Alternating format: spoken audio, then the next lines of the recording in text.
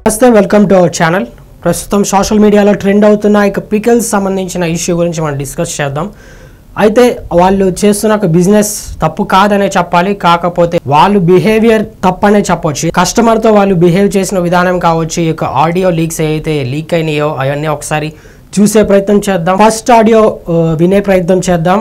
కొంచెం బీప్స్ ఉంటాయి, తప్పదు. We have to listen. ఇది ఎక్స్పెన్సివ్ అన్నావంటే నీ అంత చీప్ ఇంకెక్కడా ఉండడు. పని చేయి, నువ్వు గట్టిగా ఫోకస్ చేయాలమ్మ కెరియర్ మీద. ఎందుకంటే లేదంటే నీ గర్ల్ ఫ్రెండ్ లేదంటే నీ పెళ్ళం కాబట్టి నువ్వు అడిగిన ఏమి నువ్వు కొనలేవు కాబట్టి అది నా మాటిని నువ్వు కెరియర్ మీద ఫోకస్ చేసి అప్పుడు ప్రేమ పెళ్ళిళ్ళు ఇటు జోలికి వెళ్ళు. ఎందుకంటే ముష్టి పచ్చడే కొనలేకపోతున్నావు. నువ్వే పడరా గోల్డ్ ఏం కొనిస్తావురా దానికి. యాక్చువల్గా వీళ్ళు నడుపుతున్న బిజినెస్ వాట్సాప్ ద్వారా నడుపుతున్నారు. సో యాక్చువల్లీ ఒక కస్టమర్ త్రూ వాట్సాప్ వాళ్ళని కాంటాక్ట్ అయ్యి సో హాయ్ అని మెసేజ్ చేయడం జరిగింది. సో వారు డైరెక్ట్గా వాళ్ళ ఒక బిజినెస్ సంబంధించిన ఒక లిస్ట్ అనేది కాస్ట్ అండ్ ఐటమ్స్ వాళ్ళకి ఆటోమేటిక్గా సెండ్ చేయడం జరుగుతుంది ఎవరైతే కస్టమర్ ఉన్నారో. సో బ్రీఫ్గా చూసి ఒక కాస్ట్ కానీ ఐటమ్స్ కానీ చూసి కస్టమర్ వచ్చేసి రెస్పెక్ట్ఫుల్గా అసలు ఇంత కాస్ట్ ఉంది ఏంటండి, so is it worthful, we can buy or not అనే ఒక క్వశ్చన్ అయితే రేస్ చేశాడు. సో అందుకు వీళ్ళు ఈ యొక్క ఆడియో అనేటువంటిది రిప్లైగా పంపించడం జరిగింది ఒక కస్టమర్కి.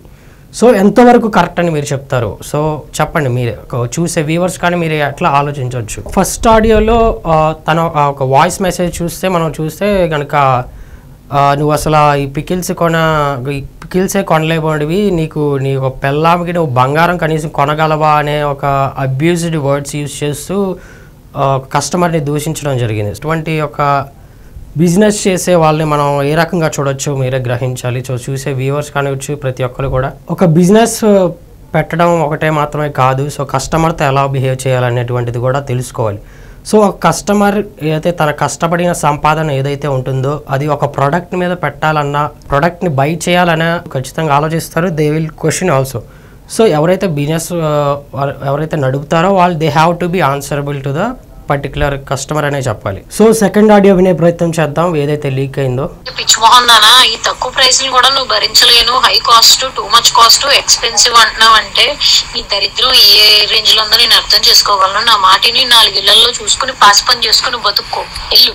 సో విన్నారు కదా, ఇది సెకండ్ ఆడియో వచ్చింది బయట. దిస్ ఇస్ ద వే ఒక ఉమెన్ని వాళ్ళు డైరెక్ట్గా అబ్యూజ్ చేయడం అయితే జరిగింది. ఒక ఉమెన్ని డిగ్రేడ్ చేస్తూ నువ్వు ఆ పని చేసుకో, నువ్వు పాచి పని చేసుకో, నువ్వు దానికే పనికొస్తావు, కనీసం పచ్చళ్ళు కొనలేవు కదా, నువ్వు ఇంకా దీనికి పనికొస్తావు అనేటువంటి దుర్భాషలు ఆడటం అయితే జరిగింది ఒక పర్టికులర్ కస్టమర్ మీద అయితే కావచ్చు. ఏదైతే ఈ పర్టికులర్ కంప్లీట్ సినారియో 2 ఆడియోస్ మీద ఫ్యూ అవర్స్ బిఫోర్ వాళ్ళు రెస్పాండ్ అయ్యారు. ఎలాగనేసి అంటే సో ఈ ఆడియోస్ ఏవైతే ఉన్నాయో మేము బై మిస్టేక్ వాళ్ళ కస్టమర్స్కి మేము బై మిస్టేక్ చేశారంట.